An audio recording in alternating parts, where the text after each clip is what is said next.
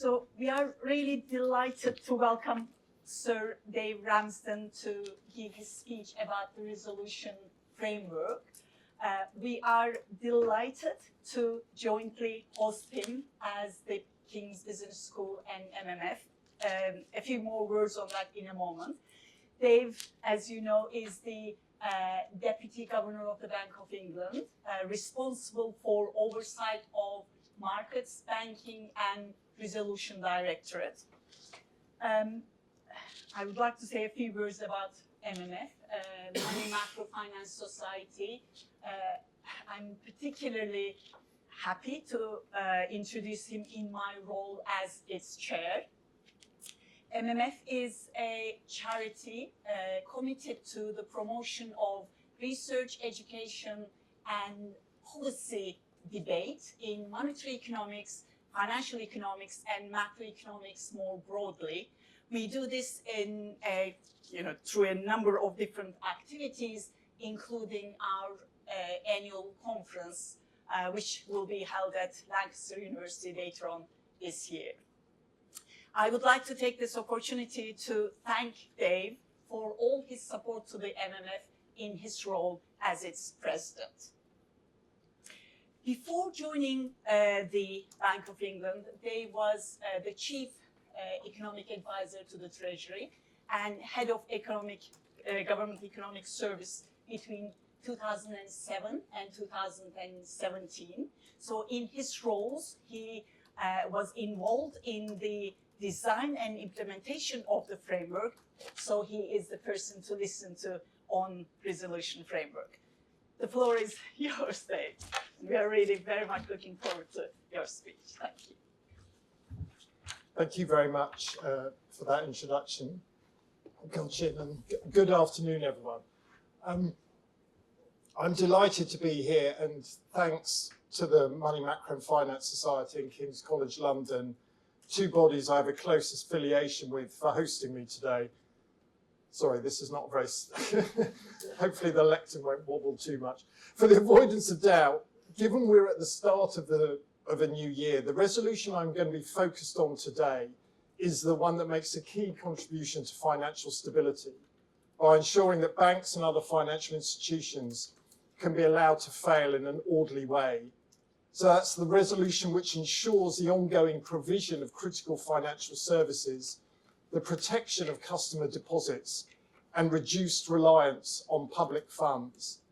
But there is a link to the other resolution more typically committed to at this time of year. In focusing on how the bank's approach to resolution has evolved in the period since the failures of Silicon Valley Bank UK and Credit Suisse in March 2023, I want to highlight that a common theme or goal of the bank's evolving approach to resolution has been to be as responsive as possible. For me, responsiveness now sits alongside credibility, feasibility, and effectiveness, the key themes I set out in my last resolution-focused speech, as one of the key goals of our approach as the UK's resolution authority. Now, that responsiveness takes different forms. In the last 2 years, we've been responding to the events of 2023. In the resolution of SVB UK, public funds were not exposed to loss, and the failure of Credit Suisse, the GSIB, did not lead to contagion into the UK financial system. But we learned lessons from our response, from putting our playbooks into action, particularly in relation to the need for inherent flexibility. Responsiveness also needs to be viewed in terms of how our approach to resolution increasingly has to look beyond banks and building societies to the evolution of the wider financial system, not least because, as the Financial Policy Committee set out in December, risks to financial stability increased in 2025. Key sources of risk include geopolitical tensions, fragmentation of trade and financial markets, and pressures on sovereign debt markets. Elevated geopolitical tensions also increase the likelihood of cyber attacks and other operational disruptions. And responsiveness goes wider than our direct responsibilities, functions and tools that go with being the UK's resolution authority, because prevention is as important as the cure. And in my speech today, I'll refer to some of my broader responsibilities as a member of both the bank's FPC and the Prudential Regulation Committee, the PRC, and my role as part of the bank's executive responsible for oversight of the bank's balance sheet. Resolution supports financial stability. A stable financial system is one that has sufficient resilience to be able to facilitate and supply vital services by financial institutions, markets and market infrastructure to households and businesses in a manner that absorbs rather than amplifies shocks. Now, sufficient resilience is not about the elimination of all risks. It's about identifying, monitoring and taking action to remove or reduce systemic risks, those that could severely impair the supply of the financial system's vital services, which underpin economic growth and stability. So there's a fundamental trade-off between how much ex-ante resilience is sufficient in normal times to mitigate ex-post costs, those that result from financial instability in crisis times. Now, the global financial crisis was a clear example of where the UK and other jurisdictions got the trade-off wrong, and we did not have enough ex-ante resilience. In response, the UK authorities developed and implemented a credible resolution regime, working closely with the international financial community, which has now been in place for over a decade. But as with any trade-off, there's a continuous balance to strike to optimise that ex-ante resilience and those ex-post costs. As our resolution regime responds to more recent events in our changing environment, maintaining the right balance in our resilience supports sustainable growth. Now, I want to start today by exploring this trade-off in a bit more detail and set out my thinking on how our credible, effective and responsive approach in recent years means we have a proportionate resolution regime for banks and building societies which can support growth. And hopefully the slides will work.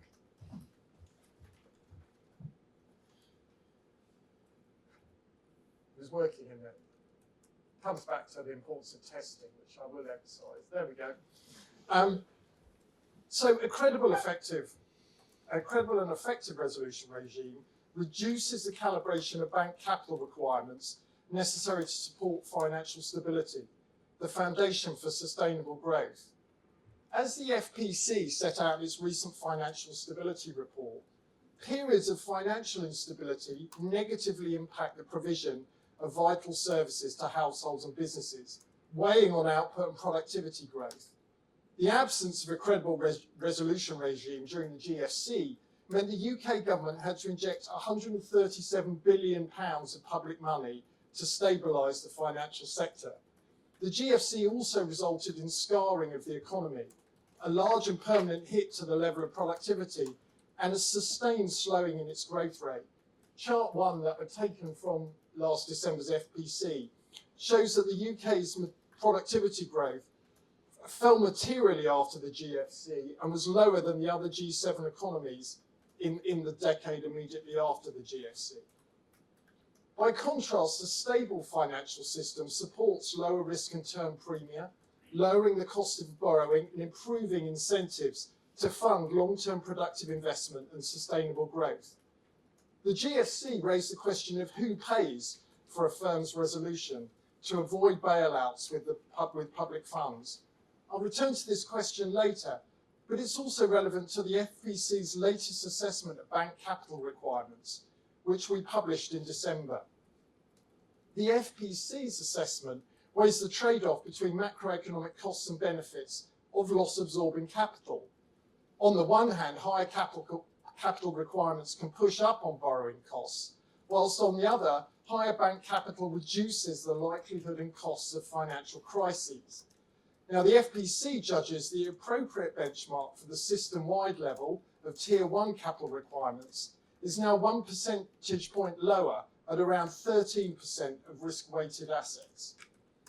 A key and material judgment reaffirmed in the FPC's latest assessment is that the UK's post-GFC regime, in particular the resolution regime, reduces both the probability and the costs of financial crises.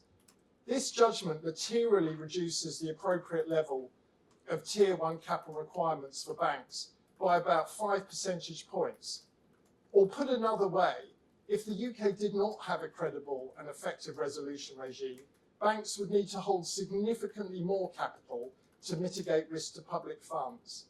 We would not be discussing the reduction from 14% to 13% of RWAs, but from 19% to 18% RWAs, other things equal. Effective resolution reduces the probability of crises primarily through market discipline. A credible resolution regime transfers the risk of failure from the government to creditors, aiming to reduce or eliminate moral hazard.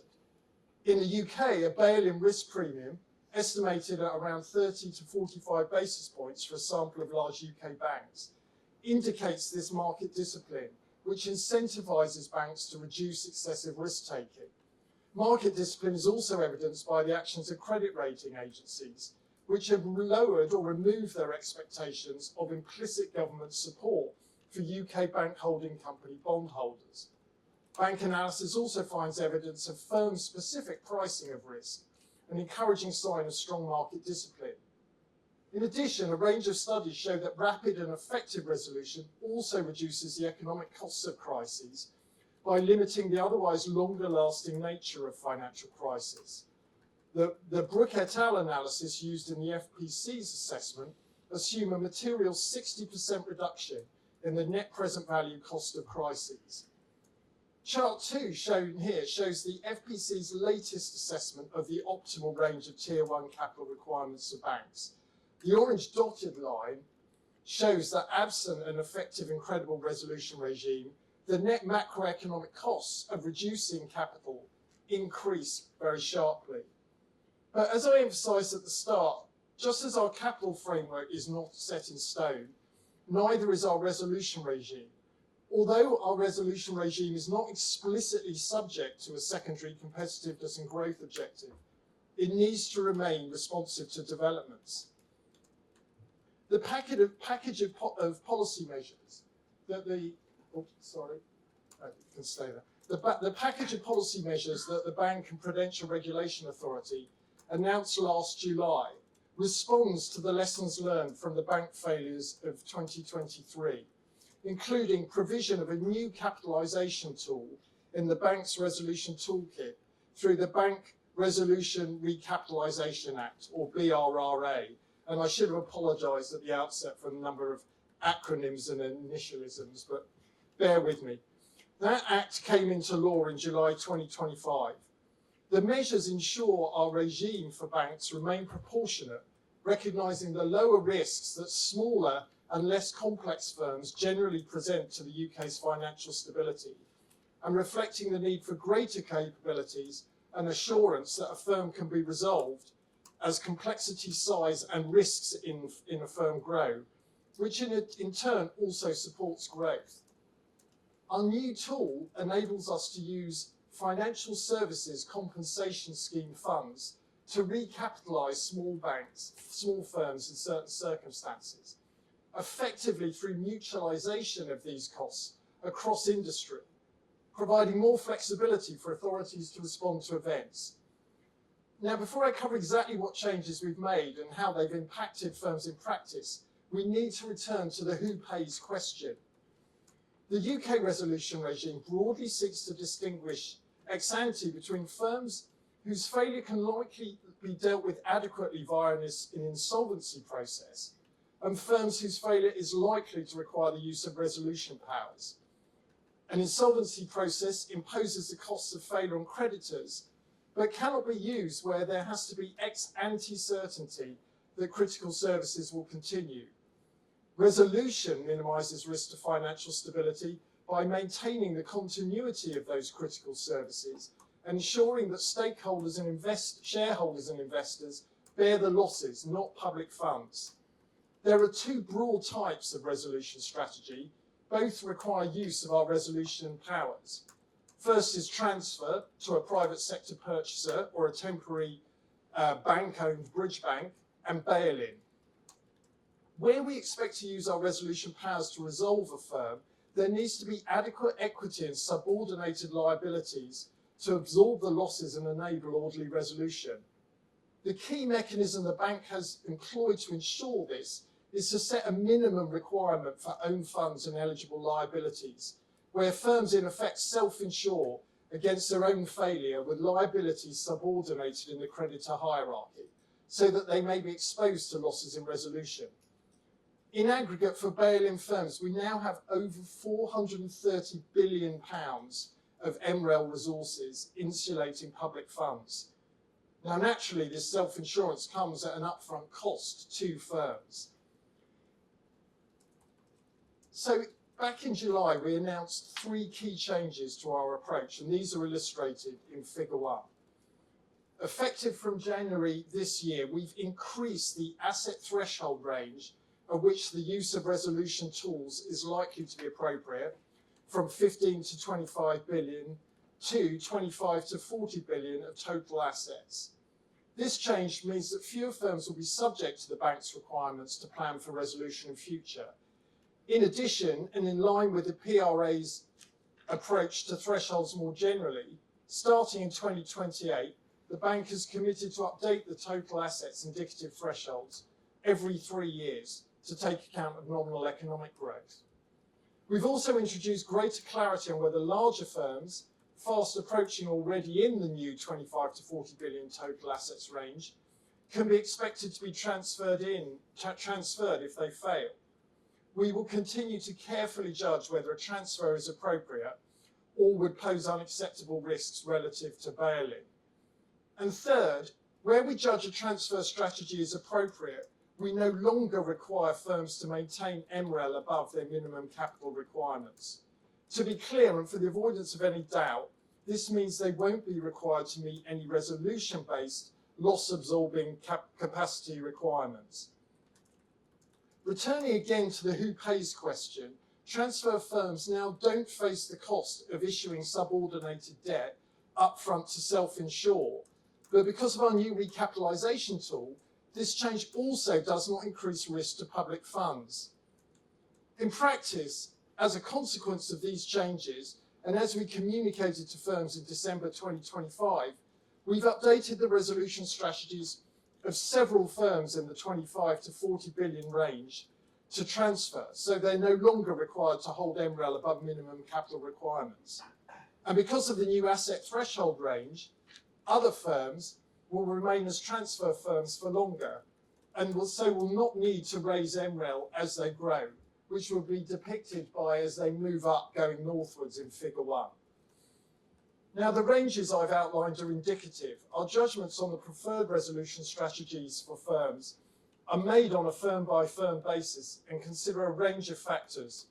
We continue to expect the largest firms in the UK to be resolved, if necessary, using our bail-in powers, where the firm's liabilities are converted to equity so it can remain a going concern whilst an orderly restructuring takes place. These firms must therefore continue to meet MREL above minimum capital requirements and the bank's other requirements to plan for resolution. So in terms of bank resolution, assuming no unexpected developments, we've now implemented the key policy developments I expect us to have to do so, certainly in my remaining term as Deputy Governor, which ends in September 2027. But firms must continue to maintain, enhance and test their operational readiness for resolution, as must we. And we must continue to progress work with international authorities to ensure we can execute a bank resolution in the future. At the firm level, the Bank and PRA's Resolvability Assessment Framework, or RAF, is how we assess whether firms have done what they need to do to be ready for resolution. The most recent assessment of the major UK banks provides further reassurance that a major UK bank could enter resolution safely if needed. The latest assessment of mid-tier firms found they continue to make progress in improving their preparations for resolution. Generally, firms have more to do to assure themselves that their capabilities are ready to work in a resolution. The third assessment for the major banks begins later this year, with the findings being published in summer of 2027 to provide transparency on the resolvability of each of the 8 major UK banks. The focus in the upcoming assessment will be targeted testing of firms' readiness to continue to operate whilst they're stabilised during a resolution and to prepare for orderly restructuring following a resolution. These tests will mimic the timelines and engagement the bank expects to have with firms during a resolution and will also reflect the lessons learned from 2023. And subject to the findings of that third RAF assessment and other market developments, we expect to confirm the timing of the fourth assessment as not being before 2029-30. As our approach to the RAF has matured and firms' capabilities have improved, we've been able to evolve our approach. We've now made resolvability assessments less frequent, but with more realistic testing, balancing robustness, efficiency, and proportionality. At the bank, we continue to enhance our own readiness to execute a resolution. Supporting our principle of flexibility, effective from December 2025, the PRA increased the FSCS deposit protection limit from £85,000 to £120,000, meaning depositors will be protected up to £120,000 per depositor should their bank, building society or credit union fail. This change helps to maintain the public's confidence in the safety of their money, and it in turn supports the credibility and flexibility of our resolution regime. And consistent with the importance that we place on transparency, later this year, we expect to publish an operational guide to the transfer resolution strategies for use by those firms either in or prospectively in this category. And this will include more detail on how we would run our auction bidder selection process to sell a failed firm to a purchaser at pace and under the inherently uncertain circumstances of a resolution. We also expect to publish an update to our operational guide to bail-in. At the international level, cross-border relationships with international authorities are vital for resolution readiness. We continue to work closely with our international counterparts on issues such as bail-in execution and liquidity and resolution, including in international fora such as the Financial Stability Board. More broadly, we prioritise investment in our cross-border relationships and cooperation. In October 2025, I was pleased to attend the Euro Area's Single Resolution Mechanism's 10th anniversary conference and participate in a panel exploring the international dimension of bank resolution. And increasingly, we're focused on practical steps to maintain our operational readiness, such as crisis management group playbooks and cross-border exercises. For example, we've regularly participated in trilateral principal-level exercises with the US, UK and Banking Union financial regulatory authorities. The last principal-level exercise was hosted by the US Federal Deposit Insurance Corporation in April 2024. And these exercises are structured to test how authorities would coordinate and respond to a crisis in practice, and have helped us to develop a common understanding on key aspects of a global systemically important bank's resolution. As I said at the start, we've learned the lessons from previous bank resolutions and from the evolution of the banking system, but we must also respond to evolution in the wider financial system.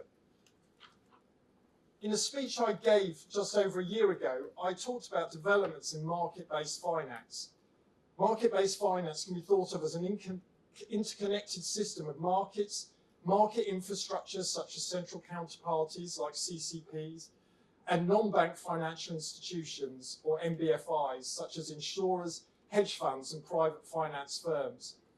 For a much more comprehensive account, I refer you to Section 6 of the December 2025 FSR. But for today's purposes, the key point is that the role of market-based finance within the financial system has increased rapidly since the GFC.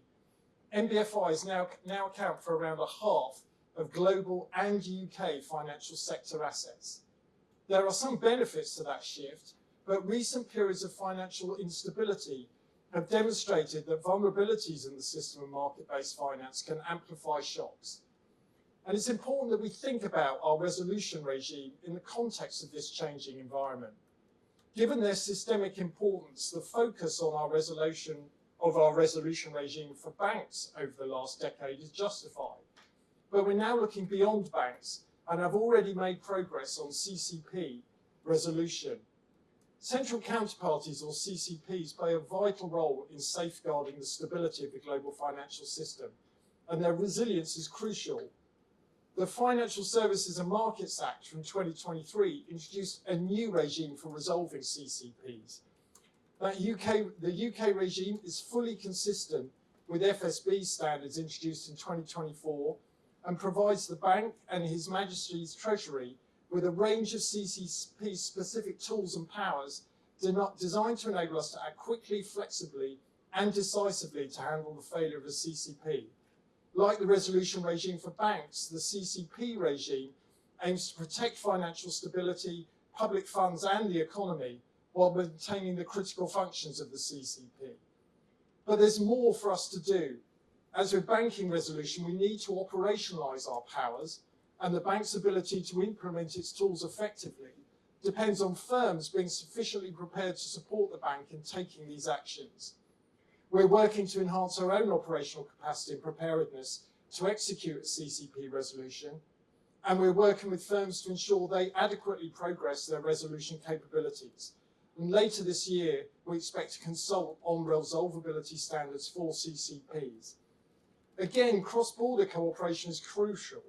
We engage in international knowledge sharing and have also participated in a series of very valuable exercises and structured discussions with US regulators to share views on the challenges in this space and review progress in addressing those challenges.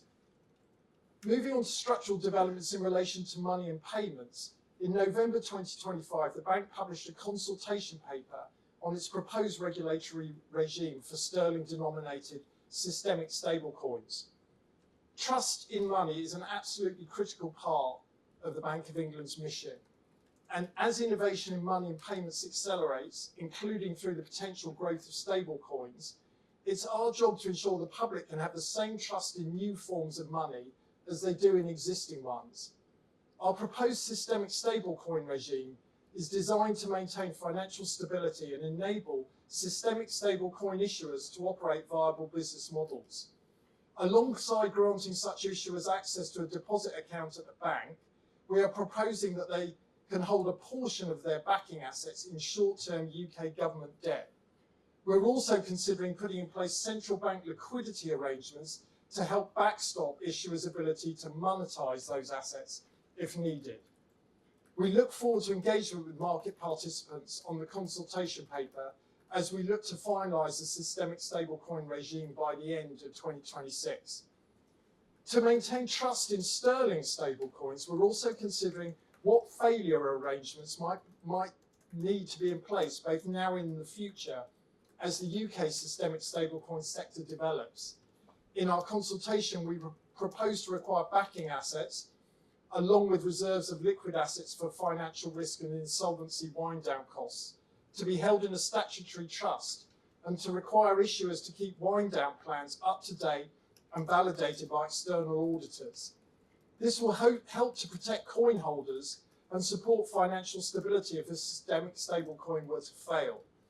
The bank will continue to work closely with HMT and other authorities to determine the appropriate interim and comprehensive long-term issuer failure arrangements for such systemic stablecoins.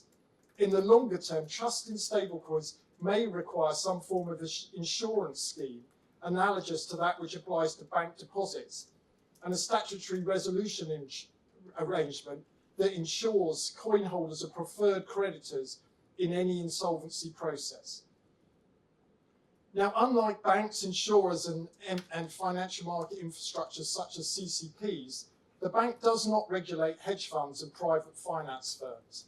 They are not subject to our governance, financial and operational requirements. They are not part of our stress test exercises, and there is no resolution regime for them. To go beyond resolution, we therefore utilise alternative measures and work to monitor those elements of the market that we do not directly regulate. One groundbreaking piece of work was the bank's system-wide exploratory scenario, or SWES, undertaken in 2024 the first exercise of its kind globally. It helped us to understand the behaviour of a range of NBFIs and their interactions with banks under stress, and re-emphasised how vulnerabilities in market-based finance can propagate liquidity stresses in core markets. Dynamics we saw through the 2020 dash for cash and 2022 liability-driven investment stress. It's important for us to understand those interactions between banks and NBFIs and the vulnerabilities that can emerge in core markets.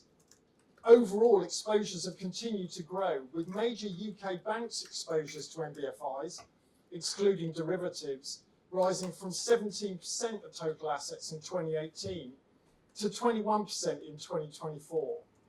And within the gilt repo market, hedge funds have been playing an increasingly important role, with their net gilt repo borrowing significantly higher than just a couple of years ago, as demonstrated by chart 3 here. Now, whilst hedge funds and private finance firms fall outside of our regulatory perimeter, and so outside of our responsibilities as resolution authority, how they interact with the firms we do regulate is important for how we ensure the resilience of those firms, banks, insurers, CCPs, and also core markets more broadly. Once again, the prevention is as important as the cure. In other words, we should look to mitigate the risks emanating from the vulnerabilities in market-based finance, at the same time as having credible and effective resolution regimes for banks and CCPs. The bank is therefore undertaking a range of work to monitor and improve the resilience of market-based finance and respond to structural changes in the UK financial system. Let me highlight just a few of the key developments over the last year before I conclude. At the beginning of 2025, the bank launched the contingent NBFI repo facility. Whilst it is for NBFIs to manage the liquidity risk they face, it's not feasible for NBFIs to maintain a level of resilience that would self-insure against the most extreme system-wide liquidity stresses, where increased liquidity demand may lead to false selling amongst NBFIs. In such circumstances, central bank facilities can support financial stability by providing backstop liquidity by lending to NBFIs, reducing their need to sell assets. The CNRF provides this liquidity backstop, enabling eligible counterparties to borrow against gilt collateral from the bank in the event of a severe gilt market dysfunction. And we encourage eligible insurance companies and pension funds to continue to sign up. In September 2025, the bank, in close consultation with the FCA and with input from HMT and the UK Debt Management Office, published a discussion paper evaluating the effectiveness and impact of a range of potential reforms to enhance the resilience of the gilt repo market, such as greater central clearing of gilt repo and minimum haircuts on non-centrally cleared gilt repo transactions. We're grateful for the feedback received, and we will continue to engage with industry as we progress our thinking on any potential measures. And at the end of last year, the bank announced that it will undertake a second SWES focused on risks from the private markets ecosystem. Private markets have grown significantly in the UK, as they have globally, and are an important source of funding for corporates. The SWES aims to enhance our understanding of the broader risks and dynamics of private markets. I could describe those initiatives in even greater detail, but in the interest of brevity, I'll just say that this extensive work to understand new vulnerabilities in the financial system is critical to maintaining financial stability going forward. And our approach should be to remain evidence-based, resolute, and responsive as those vulnerabilities emerge and evolve. So to conclude, a credible, effective, and responsive resolution regime for banks creates a foundation on which our regulatory system can promote growth and competition with financial stability at its core. It protects taxpayers and reduces both the probability and cost of crises, meaning banks can hold lower capital requirements. But inherent in our work on financial stability and resolution are trade-offs, and as our regime evolves, we need to ensure we maintain the right balance. The measures we announced last July implemented the lessons learned from the events of 2023, but also, thanks to our new recapitalisation tool that we have in our toolkit, supported a recalibration of the resolution regime for banks. making it more proportionate. We must continue to ensure we are ready to execute a bank resolution. This means testing firms on our own capabilities and investing in international relationships and cooperation. But for banks, while we continue to adapt, assuming no unexpected developments, we have implemented the key resolution policy developments that we expected. Looking ahead, it's important our resolution regime responds to changes in the financial system, including the growth of market-based finance and structural developments such as the introduction of new financial products. We've made good progress with our CCP resolution regime, but we have more to do to ensure firms and the bank are ready to implement the CCP resolution. To maintain trust in money, we're considering what failure arrangements are necessary for systemic stablecoins. More broadly, the bank is undertaking a range of work, including through the SWES and market monitoring, to understand the vulnerabilities and mitigate the risks presented by the growth in market-based finance and the interlinkages with banks.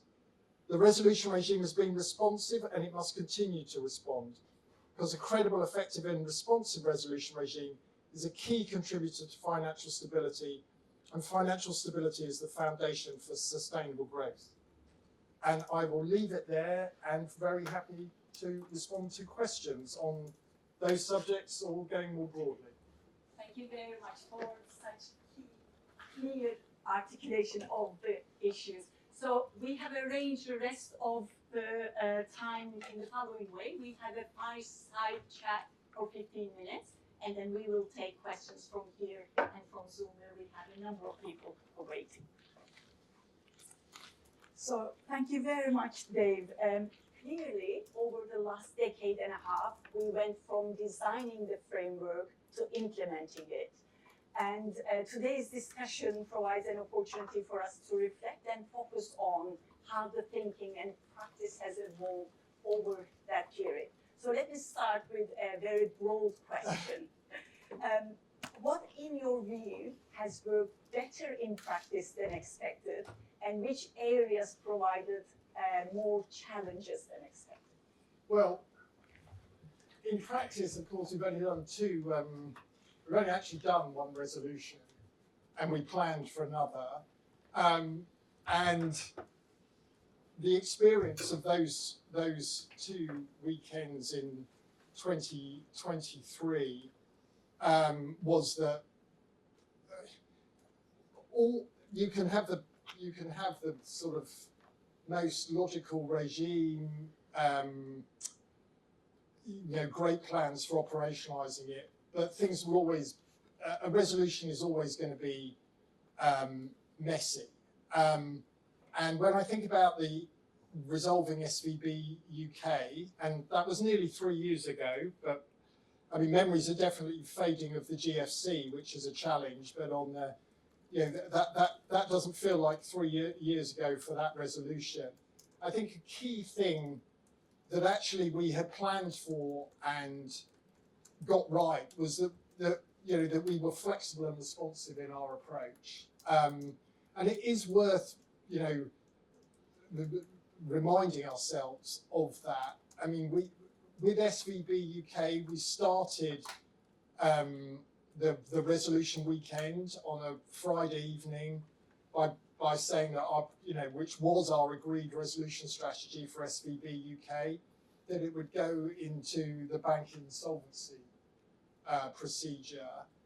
But it became very apparent over the weekend that the nature of the critical services that was provided by SVB UK was that we would need to think through that approach, but whether that was the right approach. But by, in effect,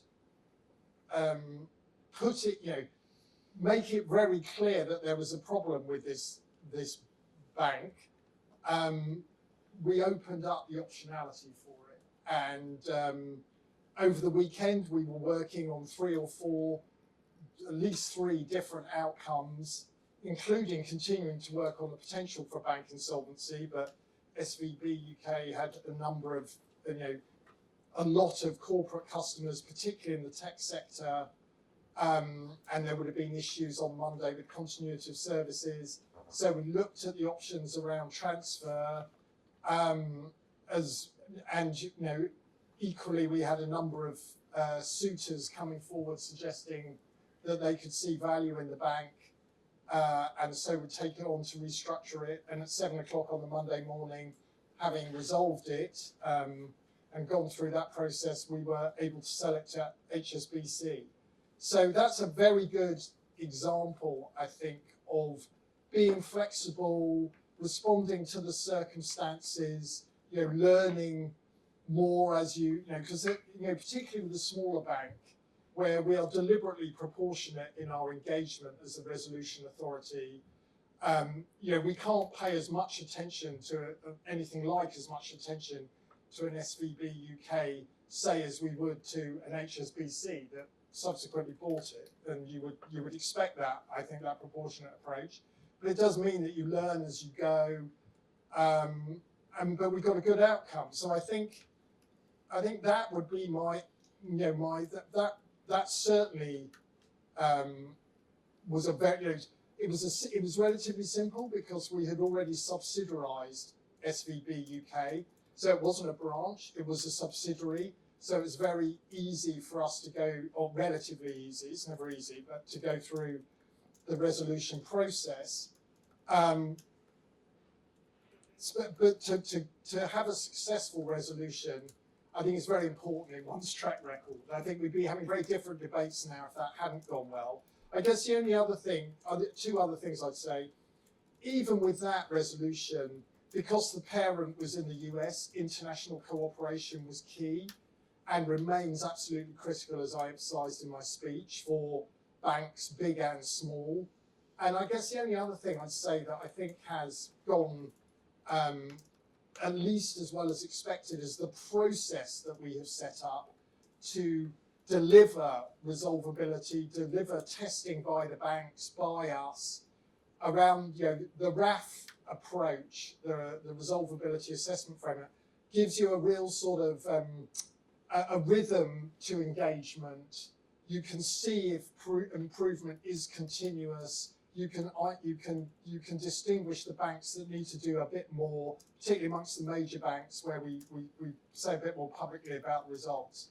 I guess where it's been more challenging is just that the world is getting more challenging and the financial system in particular is evolving. And so, if you like, our responsibilities as resolution authority only go so far. And so, for the banks and the insurance companies and the CCPs that we regulate and supervise. So we're having resolution authority responsibilities, which I hold or I oversee for the directorate. But my other responsibilities for the balance sheet, we learned from the LDI crisis back in 2022, where financial stability was threatened, that we needed to use our balance sheet in different ways. So going beyond resolution, the world is getting more complicated. And another thing that's happening is innovation, why I emphasised Stablecoin in my speech. So these are things that I think we probably, when we were building the regime after the GFC, and it kind of went live over a decade ago for banks and insurance companies, we weren't thinking about these other actors, these other parts of the system, the other innovations, and so being responsive to all of that is, I guess, the key new challenge for us. Thank you. That's very clear. So you brought me very natural to my next question.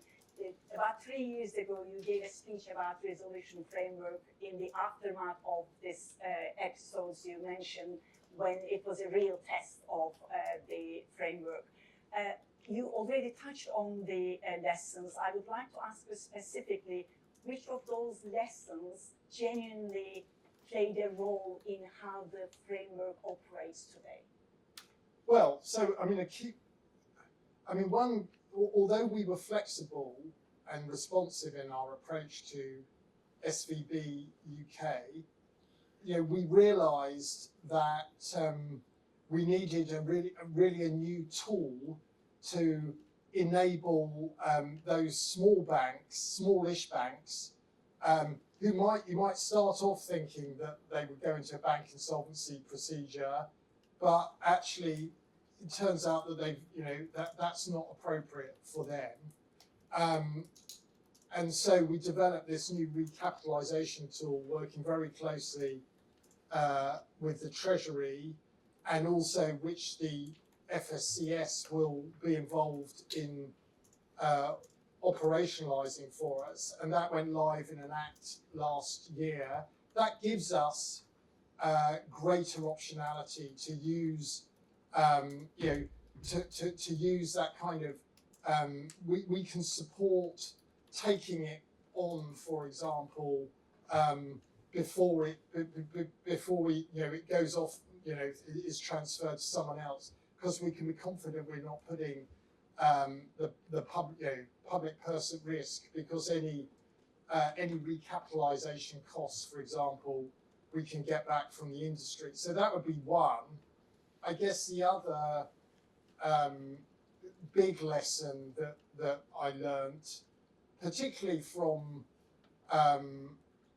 Credit Suisse, was the importance of liquidity backstops.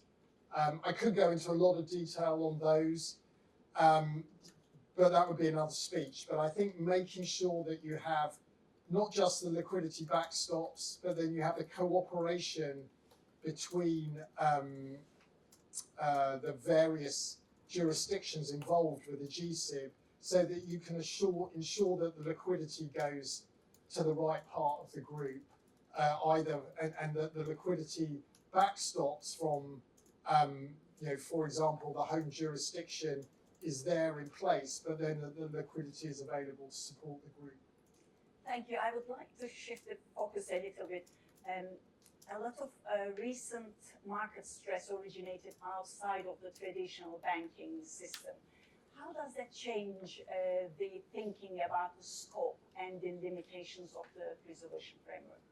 Yeah, I already touched on this in responding to your earlier question. I don't think it's a limitation of the resolution framework, in the sense that, for example, I emphasise in most of my speeches at the moment the role of hedge funds in core markets, the gilt market, gilt repo market, which is critical for liquidity provision.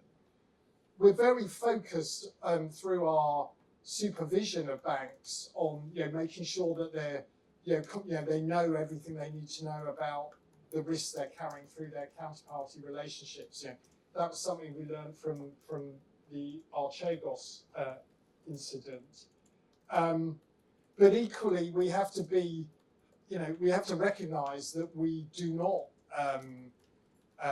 regulate and supervise hedge funds. They're a very significant part of the evolving financial system, just as are private credit, private equity providers.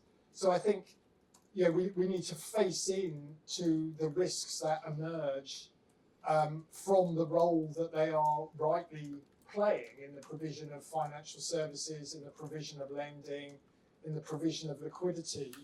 But I don't think it's necessarily for, it's very clear where, at least as the, from the Bank of England's perspective, where, if you like, the perimeter lies for our resolution responsibilities.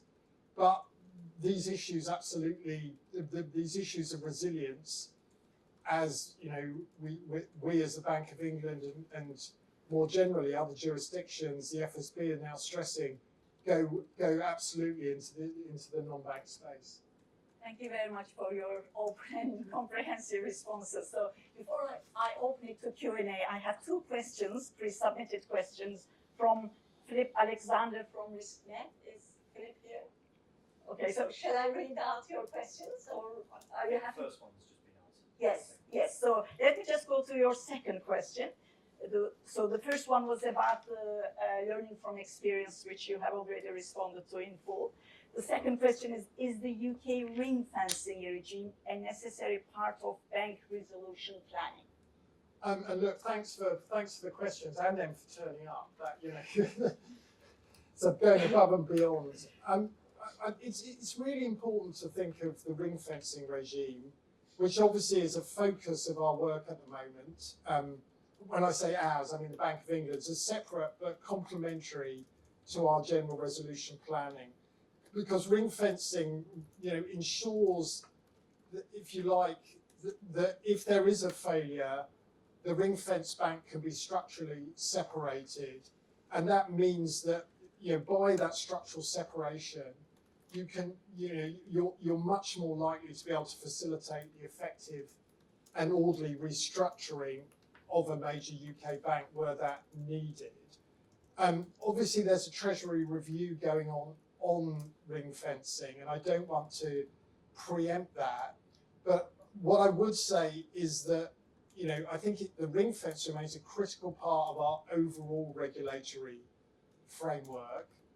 While I think that removing the ring fence would have a very, I think would be a real challenge to the framework. I think that's recognised more generally.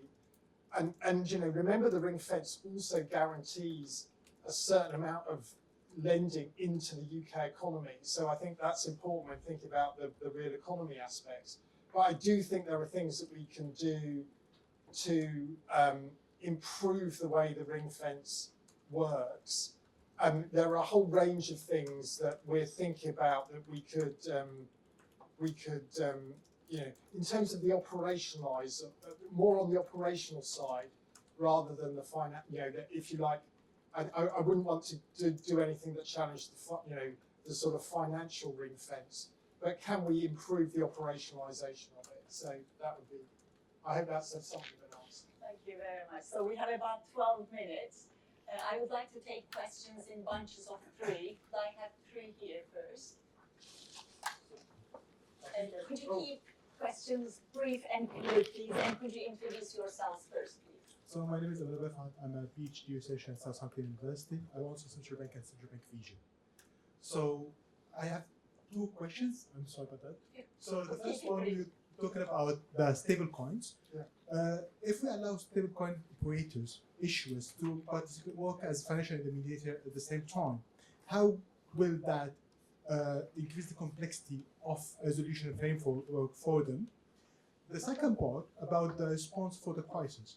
When you talk about Silicon Valley Bank in the USA, in the UK, Silicon Valley Bank resolution in the USA itself wasn't actually very problematic because of the intervention from the Treasury and the Fed by basically ensuring all deposits. And they were able to do so because the government at that time were controlled Senate, Congress, and President by the same party. How does political polarization affect the credibility of a resolution system, especially with the limitation and your need for cooperation with the Treasury, which of course will be adherent to the Parliament here, Congress in the US? Thank you. 2 more questions.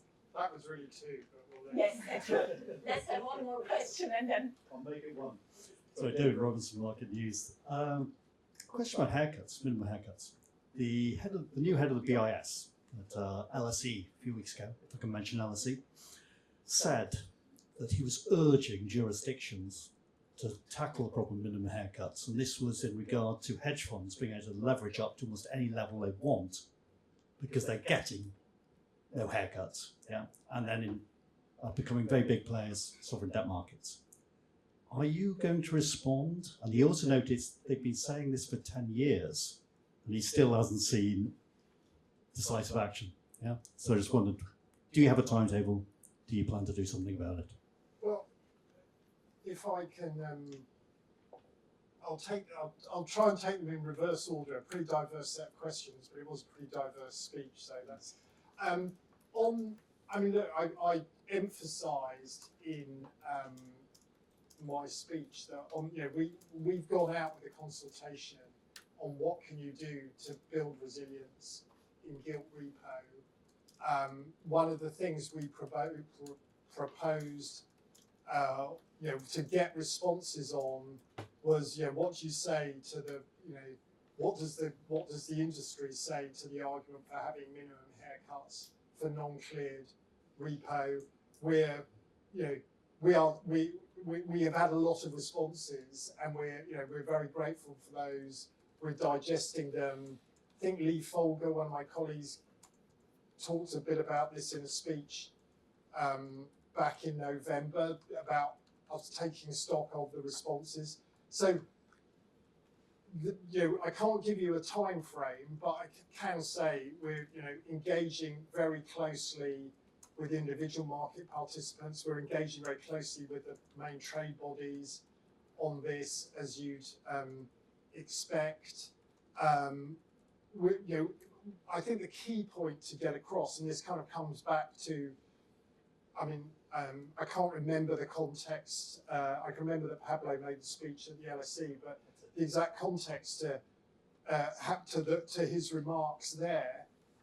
One of my charts showed this. I think the point here is that hedge funds play a critical role in the gilt repo market, an essential role, but we've got to make sure that their role there is safe. That market remains resilient. Particularly in the UK and other jurisdictions. The demands being made on that market by the increases in sovereign debt, and so we don't think the status quo here is an option. Something needs to be done, and we're getting some really interesting reactions to our suggestions, and kind of watch this space. But were we to do the kind of more significant things that we talked about in our consultation paper, that would take quite a lot of time. So in the meantime, for example, if you're going to go down the central clearing route, or if you're going to go down minimum haircuts, these are not things you can do overnight. In the meantime, we've got this vulnerability, particularly in stress. It works well in non-stress periods. It's been working well. Hedge funds' involvement's been increasing in our market, in the US Treasury market, Japanese market. Most jurisdictions are talking about this, but we've got to make sure it's going to be resilient in stress. On your two questions, I'm going to fall back on the, I did emphasise that the SVB UK resolution was a very straightforward one. So that was, that was good. Obviously, the US authorities took the decisions they took, and they were very supportive. Given it was a subsidiarisation, we were in very close contact with them over the resolution weekend, explaining what we would be doing with the capital in the bank, given that it was that what we were dealing with was a subsidiary in SVB UK. I've stressed in my speech again, that cooperation is vital in the resolution space, and that cooperation continues. It was a theme of the conference I spoke at last October that was hosted by the Single Resolution Mechanism of the Banking Union. Travis Hill spoke at, he's just been confirmed as the head of the FDIC. He spoke at that conference. All the heads of resolution authorities stressed the importance of cooperation. Looking ahead, let's hope we don't have to do a resolution, that it stays every decade or so, but you have to prepare for the worst, you have to plan for the worst, and I'm sure that cooperation will be there. On stablecoins, the key thing, given that is that I think of this is in terms of that they are a type of money. They are a new type of money in what Sarah Breeden calls the money multiverse.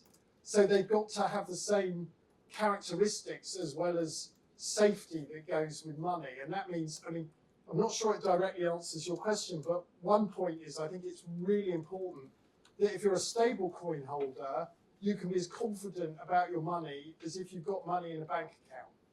And that's kind of, that's the principle underlying the way I think about where we might have to go and how we deal with them. I think we can only take 3 more questions. Okay. One, please. Can we just talk a bit more about this idea of extending protection to stablecoins? Would you only do this if I assume you'd only do this if they became very widespread, and it wouldn't be in place for when the new regulations come in later this year? And would you have to set it at the 120 limit that you have on bank deposits as well? And just another thing on monetary policy. In December, you sound a lot more cautious on rate cuts going forward, and it seems like the pay survey might be the thing making you more cautious. Is it just that, or are there other things that you would point to? Okay, that was a broad-ranging couple of questions. Let me guess where the question from Reuters is going to go. Well, there are lots of questions I could ask them, but just sort of honing in a little bit on sort of what Tom was just saying sort of now. On the minutes of the sort of last MPC decision, you were talking a bit about sort of wage growth and how that was something that could give you sort of pause for thought about sort of loosening policy further. I was just wondering what you made of the most recent DMP survey, which showed sort of effectively that firms are expected to raise wages by about 3.7% over the next 12 months. And if that's something you feel comfortable with or not really. Okay. They're getting 4 questions, so price is 3. Hi, Nick Curry from Beyond Blue Limited. The FPC signalled last year and this year quite a bit.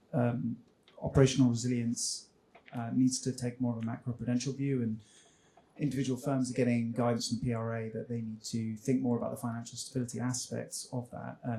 And I guess my question is, how do you see the evolution of operational resilience connecting more with resolution, if at all? Yeah. Right, let me try to remember what the first. So on stablecoin, so it links back to the previous question. I think the key thing is one thing to stress, and because there's so much as I learned in my 8.5 years as central banker, the words matter. So we're supervising regulation the systemic stablecoins, so they've got to get quite big before we're interested in them. The FCA will deal with the other ones. The point here, and we have said that there will be limits for individual deposits. Those limits are quite high, but particularly as we go through the transition, they're much higher for businesses, but for individuals, but I think back to your more general point, let's first of all see if the use cases for sterling stable coins at the systemic level take off, so that we all find ourselves, rather than just in theory with a regime, actually in practice dealing with them. And then we'll have to work out what that means. As I've stressed, for bank deposits, you've got the FSCS depositor protection limits. It's really important that if you are, if you're a stable coin holder, but you've also got a bank account, and you're being told these 2 things are both money, that they are money as far as you're concerned. You can have trust in both of them, because otherwise you're going to start losing trust in money more generally, and that gets very unsettling for a central bank. On your point about, I'll give the way I think about this is more, it's not so much in the resolution. Operational resilience. One thing we do increasingly test for and prepare for is an operational failure as opposed to a financial failure. And given the increasing risks of, and the increasing, we see a lot more operational outages than we do bank failures. They rarely, probably ever, make it to the, to actually create financial instability, because they are typically dealt with. But, a big significant cyber attack where data integrity was, when I think about this kind of cyber attack that really, so you can't just put your system back up again. And we've seen some cyber attacks outside the financial sector that have had that consequence. You've really got to, I think here it does come back to prevention rather than cure. You can test for them in the resolvability space, but one thing that I'm very focused on, because along with my other responsibilities, I run a bit of financial markets infrastructure. I'm sorry, I don't run it. That would worry you all, since I'm here giving a speech. But real-time gross settlements, that's core of the UK financial system. We think long and hard and continually worry to ensure the resilience of that. And we are supervised by our colleagues in the financial market infrastructures division to ensure that we've got the operational resilience at the right level, that we've got if you like, the playbooks in place if something goes wrong, that we're doing the testing, and we require that of everyone else. And I suppose the reason I emphasise financial market infrastructure is because those are, if you like, they're not the only critical nodes, but they're certainly critical nodes. So just on monetary policy to finish, look, I think what I do is I would highlight 4 things at the start of 2026 that kind of build on what I said in the minutes paragraph that you at least one of you referred to from Reuters, I think it was. The 4 things I would highlight are that inflation came down to 3.2% in November. We think it's going to be 3% this quarter and close to the 2% target from Q2 onwards, thanks in part to the budget, but also that kind of easing, continued easing in underlying inflation. I'm not going to try and preempt, not least because I can't, forecast. We haven't started the round yet, which I guess is also why I can at least attempt to answer the question. I think it is worth stressing that key difference looking into 2026 compared to 2025 is that we are not looking into a hump in inflation. Last year we got inflation back to target in 2024, but that was temporary and it wasn't sustainable. And our job is to get inflation sustainably back to target. So this time last year we were looking into inflation picking up to close to 4%. There's subject to new things happening, new shocks. There's no sense of a hump re-emerging. That then goes to your point about wages. That will remain right throughout. That's been a key focus for me. And for me, actually, the indicator, I've talked about this before, is the agent survey. That's got a long track record for giving a good read on it. Certainly seems to have gone well in 2025. Showed that wages were expected to come down significantly, and we'll wait for the results of that. But the latest wage numbers before Christmas on private sector regular wages were encouraging. I think another thing I'd say, probably the second thing, is that the labour market is continuing to weaken. And we're seeing that less and less through vacancies falling and more through unemployment picking up and redundancies. So that remains a key key area to be looking at. I think the third thing is this is not true of everyone on the committee, and you saw this from our different paragraphs and different groupings, but policy remains restrictive, and even with bank rate at 3.5%, 3.75%. So if you look at what I was emphasising, what others were emphasising, is that as we get closer to estimates of the neutral rate, you need to think more carefully about the degree of restrictiveness. I mean, bank rates come down from 5.25 to 3.75. So it's come down by 1.5 percentage points since August 2024. I appeared before the Treasury Committee before Christmas, and in my written evidence to them, I highlighted that looking ahead, what becomes more and more relevant is what you think about the neutral rate of interest, the equilibrium rate, and the range that we have in the bank is 2 to 4%. for me, a starting point is around the middle of that range. So given where we are now, we've got much less far to travel than we've already travelled in terms of making bank rate, making monetary policy less restrictive.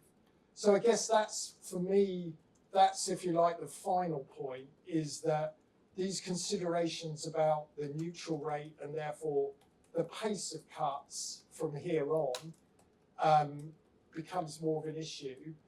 But I would just emphasise that it's going to be the outlook for inflation that determines that. And so, I do take a signal from, what we're seeing on wages, on the fact that a hump in inflation is not, in the system, as it were last year. And indeed, actually, as I said, some of the measures that the government has introduced will actually mean that we don't have. And I should stress that hump was temporary, so we looked through it in 2025, but it could have generated second round effects. So it could have provided a challenging context. As it turns out, it doesn't seem to have. But the fact that there isn't a hump, I think, is in terms of looking ahead to when inflation will return sustainability to target is a factor. I'll leave it there. I hope that was useful. While we had you here, it was great to hear about monetary policy. That's why in addition to resolution framework. And they did ask questions about resolutions. I would like to give you one final opportunity to add if there is anything to either on resolution framework, evolution of it, or on monetary policy. No, I should probably. I haven't got the. No, nothing's bad. I was going to think, is there anything else on my worry list? No, I'll leave it at that. That's great. Thank you very much for a fascinating discussion, and thank you for your excellent questions.